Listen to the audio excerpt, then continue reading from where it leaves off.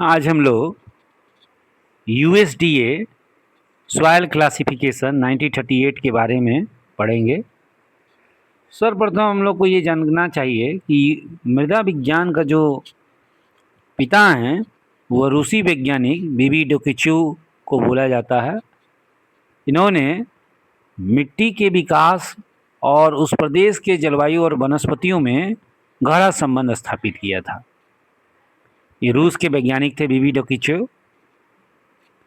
1938 का ये जो वर्गीकरण है ये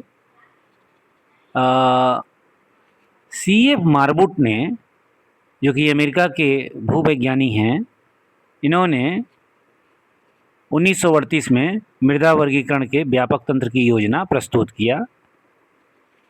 तो इन्होंने जो मृदा वर्गीकरण के योजना प्रस्तुत किया वह मुख्य रूप से 3 प्रकार की मिट्टियां हैं, जिसको हम लोग जोनल, इंट्राजोनल और ए जोनल के रूप में जानते हैं।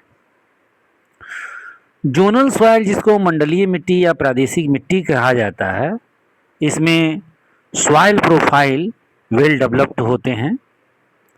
ये जोनल सॉइल अपने क्लाइमेट और वेजिटेशंस के प्रभाव से बनते हैं, जबकि इंट्राजोनल सॉइल्स में, यानी जो अंतर मंडलीय मिट्टी है या अंतर प्रदेशीय मिट्टी है, ये अपने मूल चट्टान तथा ड्रेनेज पैटर्न से इन्फ्लुएंस होकर बनते हैं। यानी मौलिक चट्टानों पर इंट्राजोनल सॉइल निर्भर करते हैं, जबकि ये जोनल सॉइल जो होते हैं वो यंग सॉइल हैं। इनमें प्रोफाइल डेवलपमेंट कम होता है या नहीं होता है। ये दूसरे क्षेत्र से मिट्टियों को अपर्दन के द्वारा बहा कर लाया जाता है। मूल रूप से इसमें जलोढ़ मिट्टी, एलुवियल सॉइल्स, एवलाइन मिट्टी, वायोड़ मिट्टी और ग्लेशियल मिट्टी, इन सबों को रखा जाता है। या चट्टानों के टूटने से जो मिट्टी बनती हैं, लिथोसोल्स, रेगोसोल्स, इस तरह की मिट्टियों को ए जोनल सॉइल्स में रखते हैं। तो अब हम लोग आते हैं, क्रम से एक एक करके पढ़ेंगे। तो जोनल सॉइल्स को जैसे ही हम लोग देखते हैं तो जोनल सॉइल्स पर क्लाइमेट का प्रभाव आता है। तो क्लाइमेट का प्रभाव को हम लोग अगर देखें तो इसमें ग्रिफिथ टेलर्स को भी हम लोग जानते हैं। उन्होंने क्लाइमेटोग्राफ्स बनाया और मिट्टी और जो ये क्लाइमेटोग्राफ्स होता है, जिसमें स्कोर्चिंग, मगी, रा और कीन तरह के हम लोग जलवायु जानते हैं, इन जलवायु में मिट्टियों का विकास होता है। तो जैसे कि मान लीजिए मगी है, मगी का मतलब हम लोग जानते हैं कि गर्मी ज़्यादा है और उमस ज़्यादा है, आर्द्रता की मात्रा ज़्यादा है। तो ऐसे क्षेत्र में क्या होता है, ऐसे क्षेत्र में लेटराइजेशंस की प्रोसेस होती है। अभी हम लोग देखेंगे लेटराइजेशंस की क्या प्रक्रिया है।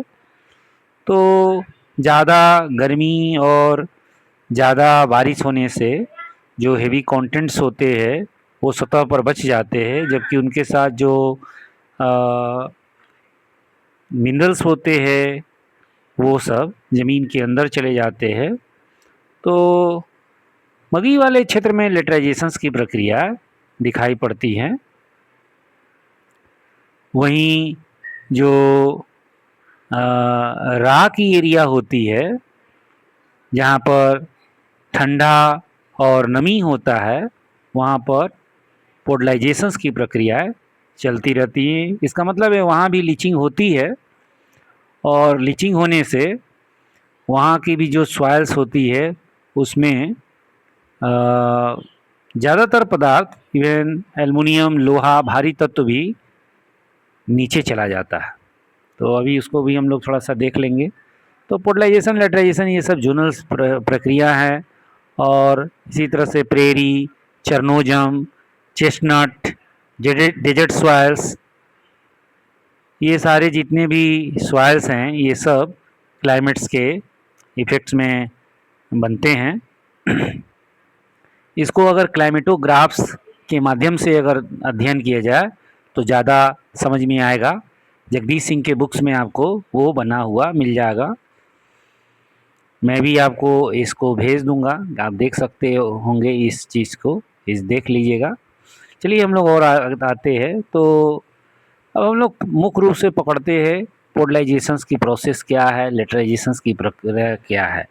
तो पोडलाइजेशंस एक सॉइल फॉर्मिंग प्रोसेस होता है, जैसा कि अभी मैंने बताया था कि ग्रिफिथ टेलर के जो रा वाले एरिया होते हैं उनमें ये बनता है, जहाँ पर मिनरल्स और ऑर्गेनिक मैटर्स जो होते हैं वो लीच कर जाते हैं, अपर होरिजन से लोअर होरिजन की तरफ चले जाते हैं। क्योंकि यहाँ पर कोनीफरस ट्री होती है तो वहाँ का जो सॉइल्स में एसिडिक हो जाता है, अम्लीयता की मात्रा बढ़ जाती है, और कूल ह्यूमिड क्लाइमेट्स होने के चलते पोडलाइजेशंस की प्रक्रिया होती है। हेवी रेनफॉल होने से स्ट्रॉन्ग लीचिंग होती है, और यहाँ से आयरन, एल्युमिनियम और ऑर्गेनिक मैटर अपर लेयर से नीचे चले जाते हैं, बी लेयर पर जाकर जमा होने लगते हैं। तो organic acid develops from the decaying vegetations. तो ये वेजिटेशंस के डिकेइंग होने से नीडल वाले जैसे पत्ती जो हैं वो उनसे ये बनता है। रेन वाटर डिजोल्व कर आयरन एल्युमिनियम को बी लेयर पर जाकर जमा कर देता है, और पोडलाइजेशंस प्रक्रिया में सॉइल के प्रोफाइल्स आपको दिखेंगे। ऑर्गेनिक लिटर, इसी तरह से ई होरिजन जो ऊपर में है पेल एस ग्रे लीज लेयर है ये। बी होरिजन पर आयरन एल्युमिनियम ह्यूमस की जमावट है। कनाडा, रसिया, फिनलैंड, स्वीडन, इन सबों में पोडलाइजेशंस की प्रक्रिया दिखती है। इससे पोडजोल्स या स्पोडोसोल्स मिट्टियाँ आपको यहाँ पर दिखेंगी। स्पोडोसोल्स मिट्टियाँ टैगा क्षेत्र की मिट्टियों को ही कहा जाता है। लेटराइजेशंस की जो प्रक्रिया होती है वो ग्रिफिथ टेलर के मगी वाले रीजन्स में होते हैं, जहाँ पर हेवी रेनफॉल होता है, और हेवी रेनफॉल होने से जो गर्मी भी रहती है, तो इससे उमस भी बन जाएगा। तो गर्मी और हेवी रेनफॉल होने से बहुत सारे जो मटेरियल्स हैं, सिलिका या क्षारीय मटेरियल्स, वो लीच होके नीचे चले जाते हैं बी लेयर पर, और जो हेवी एलिमेंट्स हैं जैसे कि आयरन है, एल्युमिनियम है, ये सॉइल के ऊपर बच जाते हैं। तो इस तरह से ऐसे क्षेत्र में लेटराइजेशंस होती है। जबकि इनके बीच के एरियाज़ में, यानी कि टैगा एरिया और ये जो ह्यूमिड वाले जो एरिया है हॉट ह्यूमिड के, इनके बीच में पोडलाइजेशन और लेटराइजेशन की प्रक्रिया क्रमिक रूप से बढ़ती और घटती रहती है। जैसे जैसे पोल की तरफ जाएंगे वैसे वैसे पोडलाइजेशन बढ़ेगा, और जैसे जैसे इक्वेटर की तरफ आएंगे लेटराइजेशन बढ़ता जाएगा। यानी बीच में ये दोनों प्रक्रिया चलती है, जिससे कि रेड और येलोई सॉइल बनते हैं। तो नेक्स्ट हम लोग और आगे बढ़ा जाए तो जो ये लगातार जो लेटराइजेशंस की प्रक्रिया होती है, इसी से आगे चलकर ऑक्सीसोल्स बनते हैं। ऑक्सीसोल्स को लेटराइट सॉइल्स के नाम से ही जानते हैं। तो कुल मिला के लेटराइजेशंस आपको ट्रॉपिकल हॉट ह्यूमिड क्लाइमेट में होता है, जिसे मगी क्लाइमेट बोलते हैं। पोडलाइजेशन कोल्ड ह्यूमिड क्लाइमेट में होता है, जो कॉनिफरस क्षेत्र का है, जिसे हम लोग ग्रिफिथ टेलर के हिसाब से रा का एरिया बोलते हैं। स्कॉर्चिंग वाला जो ऐसा एरिया होता है ना, वहाँ पर आपको डिजिट सॉइल्स वगैरह बनते हैं। तो जहाँ कीन वाला है वहाँ पर आपको कोल्ड एरिड वाले सॉइल, जैसे ब्राउनिश टाइप का डेजर्ट सॉइल्स वगैरह कीन वाले एरियाज़ में मिलते हैं। अब नेक्स्ट हम लोग आते हैं पेडाकल और पेडाल्फर के बारे में। पेडाकल उस क्षेत्रों को कहते हैं जहाँ पर जिसकी मिट्टियों में कैल्शियम की प्रधानता है। मूल रूप से घास वाले क्षेत्रों में पेडाकल मिलते हैं, या डेजर्ट सॉइल्स में पेडाकल की अधिकता होती है। रिच इन कैल्शियम कार्बोनेट होता है पेडाकल वाले क्षेत्र में। लो लीचिंग होती है क्योंकि यहाँ पर लेस रेनफॉल होता है, ह्यूमस लेयर भी थीन होता है क्योंकि पत्तियों की संख्या कम होती है, अल्कानाइन नेचर इन मेनी एरियाज, तो अधिकतर क्षेत्र में अल्कलिटी की प्रॉब्लम्स है क्योंकि यहाँ पर कैपिलरी एक्शन के थ्रू जो कैल्शियम वगैरह है या सैलिनिटी है सतह पर आ जाते हैं, तो ये इस तरह का प्रॉब्लम्स भी यहाँ दिखते हैं। नेक्स्ट ये जो पेडाकल मिट्टी है ये जैसा कि अभी हमको बताया कि आपको चेस्टनट वाले में यानी घास वाले क्षेत्र में, चेस्टनट उन क्षेत्रों में मिलता है जहाँ पर वर्षा की मात्रा काफ़ी कम हो जाती है, सेमी एरिड वाली एरियाज बनने लगती है।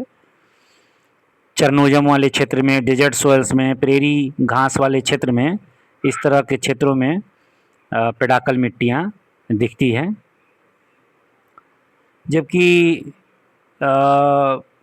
जो पेडाल्फर्स है, पेडाल्फर में एल्युमिनियम और फेरस की अधिकता होती है और ये जो पेडाल्फर मिट्टियाँ होती हैं ये पोडलाइजेशंस और लेटराइजेशंस की जहाँ प्रक्रिया होती है उन सब क्षेत्रों में पेडाल्फर मिट्टियाँ मिलती है, यानी कि पोडजोल मिट्टियाँ, पोडलाइजेशंस मिट्टियाँ और ये जो लेटराइट मिट्टियाँ हैं या रेड सॉइल्स हैं इनमें एल्युमिनियम और फेरस की मात्रा होती है, पेडाल्फर मिट्टियाँ हैं।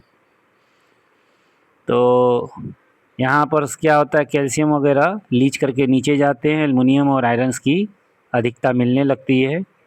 ह्यूमिड रीजन्स में जैसे कि टेम्परेट और ट्रॉपिकल ह्यूमिड क्लाइमेट्स में ये पेडाल्फर मिट्टियाँ दिखती हैं। तो चलिए ये समझ में आ गया। थोड़ा सा और देखिए तो पेडाकल जो होता है वो ड्राई क्लाइमेट्स में होता है, पेडाल्फर ह्यूमिड क्लाइमेट्स में होता है। पेडाकल में रिच इन कैल्शियम है तो पेडाल्फर में rich in iron and aluminium है। पेडाकल में लेस लीचिंग होता है और पेडाल्फर में स्ट्रॉन्ग लीचिंग होता है। पेडाकल अल्कलाइन होता है, पेडाल्फर एसिडिक होता है।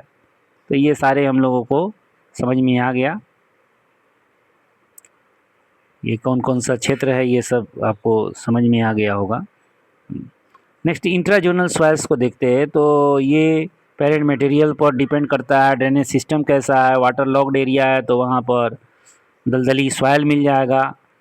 तो इस तरह के यहाँ पर दिखते हैं, इसमें बॉगी सॉइल्स, रेंजीना चूना पत्थर वाली जो मिट्टी है वो भी इंट्राजोनल सॉइल्स होता है, या काली मिट्टी जो अपना बेसाल्ट वगैरह से बनती है वो भी अपना इंट्राजोनल सॉइल्स है।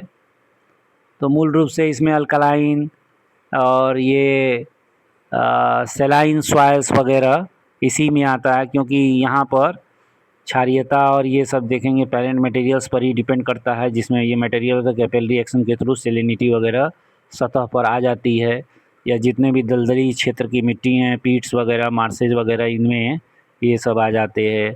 लाइमस्टोन वाला मिट्टी को रेंजीना बोलते हैं। तो काली मिट्टी भी ये सब इंट्राजोनल के पार्ट है। तो ऐसे मिट्टी इनमें ज़्यादातर अनुपजाऊ होता है, लेकिन रेंजीना और ब्लैक सॉइल जो इंट्राजोनल के हैं वो काफ़ी उपजाऊ होते हैं। तो ये हम लोग को calcimorphic soils rich in calcium carbonate, halomorphic जिसमें कि सेलाइन और अल्कलाइन की अधिकता है, पुअरली ड्रेन्ड एरिड एरियाज में ये होता है, खासकर वहाँ कहीं पर पानी रुक जाता है तो वहाँ से पूरा सतह पर सेलिनिटी आ जाता है। या हाइड्रोमॉर्फिक्स जहाँ पर वाटर लॉगिंग एरियाज़ है वहाँ पर भी पीट सॉइल्स, मार्श सॉइल्स ये सब दिखते हैं। रेंजीना भी आपको बता ही दिए कि चूना पत्थर की मिट्टी है, ये एक उपजाऊ मिट्टी है। तो ये सारे हम लोग को समझ में आ गए। Rendina soils are shallow, dark color soil found mainly over the limestone, chalk or other calcareous rocks rich in calcium carbonate। तो ये सब हम लोग को समझ में आ गया। नेक्स्ट हम लोग आते हैं रेगुर सॉइल, ये सब जान गए, इंट्राजोनल सॉइल्स है। तो नेक्स्ट हम लोग एजोनल सॉइल्स पे ध्यान देते हैं। एजोनल सॉइल्स में जलोढ़ मिट्टी, वायोढ़ मिट्टी या हिमोड़ मिट्टी, ये सबों को हम लोग मुख्य रूप से रखते हैं। जिस पर हम लोग को जानकारी रखना है वो लिथोसॉल्स, ये चट्टानों के टूटने से बनता है लिथोसॉल्स। और यहाँ पर वेरी लिमिटेड सॉइल डेवलपमेंट होता है, और ये भी एक प्रकार से चट्टानों के टूटने से जो मिट्टी बनी है ये इसी तरह का नया एजोनल सॉइल्स में आता है। बेडरॉक्स इसके काफ़ी करीब होता है। माउंटेनस रीजन्स में, प्लेट्यू रीजन में, रॉकी डेजर्ट एरियाज़ में ये पाए जाते हैं। नेक्स्ट है रिगोसोल्स। रिगोसोल्स जो है ये भी वीकली डेवलप्ड है, लूज सैंडी होता है, consolidated soils with the little horizons। यहाँ पर भी लिटल होरिजन्स होता है, बालू के ढेर टाइप का ब्लैंकेट जैसा ये मिलता है रिगोस। लूज और सैंडी टेक्सचर है, पुअर मॉइस्चर्स है, रिसेंटली डिपोजिटेड मटेरियल्स ये होते हैं। वो ऐसे क्षेत्र में जहाँ एक्टिव इरोजन्स हों वहाँ पर ऐसे ये रिगोसोल्स दिखते हैं। रिबो डिपोजिट्स हो माउंटेन फुटहिल्स के पास, इस तरह का चीज़ें हम लोग को दिख जाता है। तो ये भी एक एजोनल सॉइल्स है दोनों। लिथोसॉल्स और रिगोसॉल्स में क्या अंतर है? तो लिथोसॉल्स सैलो रॉकी है, मतलब कि कम मोटा गहरा रॉकी सॉइल्स होता है। रिगोसॉल्स लूज सैंडी सॉइल्स है। लिथोसॉल्स हार्ड रॉक उसके नियर में होता है, और रिगोसॉल्स में अनकंसोलिडेटेड डिपॉजिट्स होता है। माउंटेन स्लोप्स के बाद, माउंटेन स्लोप्स पर ये कॉमनली पाया जाता है लिथोसॉल्स। और जो ये रिगोसॉल्स होता है सैंडी और डिपोजिशनल एरियाज है, तो ये हम लोग जान गए। चरनोजम सॉइल्स ये स्पेशली जोनल सॉइल्स है, उन्हीं क्षेत्रों में बनता है जहाँ पर घास होते हैं। घासों के सड़ने से ये काली मिट्टी बन गई है। ये ना बहुत ये आपको बीच का बारिश का मात्रा यहाँ पर होती है प्रेरी क्षेत्रों के वेस्टर्न साइड में, खासकर ये चरनोजम यूएसए में दिखता रहता है। तो जहाँ भी घासों के सड़ने से चेस्टनट्स से ज़्यादा बारिश होती है यहाँ पर, और प्रेरी से कम बारिश होती है। तो घास यहाँ छोटी घासें होती है जिनके सड़ने से ये बन जाता है। Rich in humus and organic matters, calcium compounds यहाँ पर पाया जाता है। पेडाकल्स टाइप की ये चरनोजम मिट्टी है। टेम्परेट क्षेत्रों में ये दिखता है, यूक्रेन, रसिया, कजाकिस्तान, यूनाइटेड स्टेट में प्रेरी रीजन के वेस्टर्न साइड में ये बनता है। तो चलिए ये सारी चीज़ें हम लोग को क्लियर हो चुका है। सीरोजम्स के बारे में आते हैं। सीरोजम्स क्या है? ये एरिड और सेमी एरिड क्षेत्र की मिट्टी है, अंडर द स्फीयर डेजर्ट और स्टेपी वेजिटेशंस। यहाँ पर सीरोजम में क्या होता है, वर्षा की तुलना में इवेपोरेशन ज़्यादा होता है। कजाकिस्तान, उज्बेकिस्तान, मंगोलिया, इन सब क्षेत्रों में मिलता है। इंडिया के ड्राई नॉर्थ वेस्टर्न रीजन्स में मिल रहा है। तो रा और कीन, ये जो है वो कीन वाला जो एरिया है वहाँ पर सीरोजम सॉइल्स आपको मिलेगा। तो ये एक सेमी एरिड और एरिड क्षेत्र की सीरोजम्स मिट्टी है।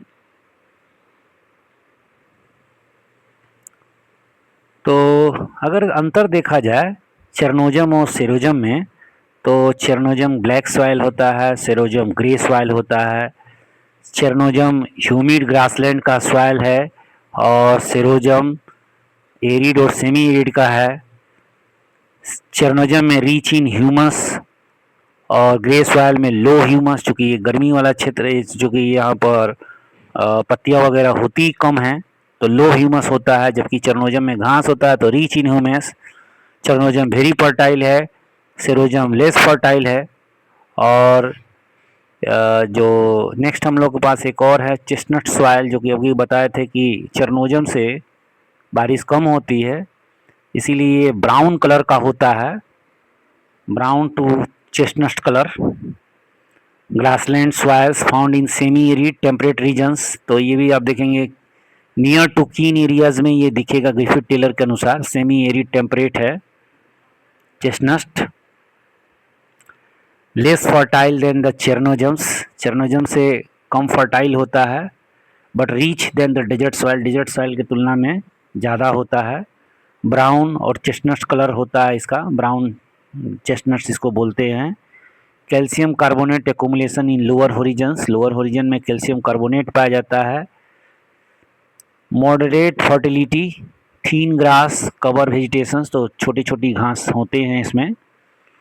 Chestnut soil develop under the short grass steppe vegetations in semi arid temperate climates. Kazakhstan, Russia, United States, Mongolia, इन सबों में चेस्टनट आपको मिल जाएगा।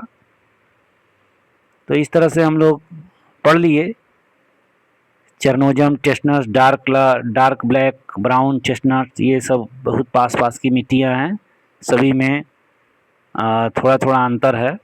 चेरनोजम में आपको बारिश की मात्रा ज़्यादा है, चेस्टनट में कम है, और उसके बाद आपको सेरोजम तो एरिड और सेमी एरिड की है, वो तो ग्रे सॉइल होता है। तो चेस्टनट में चेरनोजम से बारिश की मात्रा कम होती है, ब्राउनिश होती है ये। तो ये सारी चीज़ें समझ में आ गया। अब एक इंडिया का ICAR का क्लासिफिकेशन देखा जाए तो India council of agriculture research के अनुसार भारत के मिट्टियों को 8 मेजर क्लासिफिकेशंस में रखा गया है। एलुवियल, ब्लैक सॉइल्स या रेगुर सॉइल, रेड और yellow soil, laterite soils, forest और mountain soils, arid desert soils, saline और alkaline soil, peaty and marshy soil. बाकी सभी के बारे में पहले से ही हम लोग को जानकारी है, बस एरिया आपको वॉच कर लेना है कौन कौन सा एरिया है, और इस तरह से ये चैप्टर हम लोग का कंप्लीट हो गया। Thank you.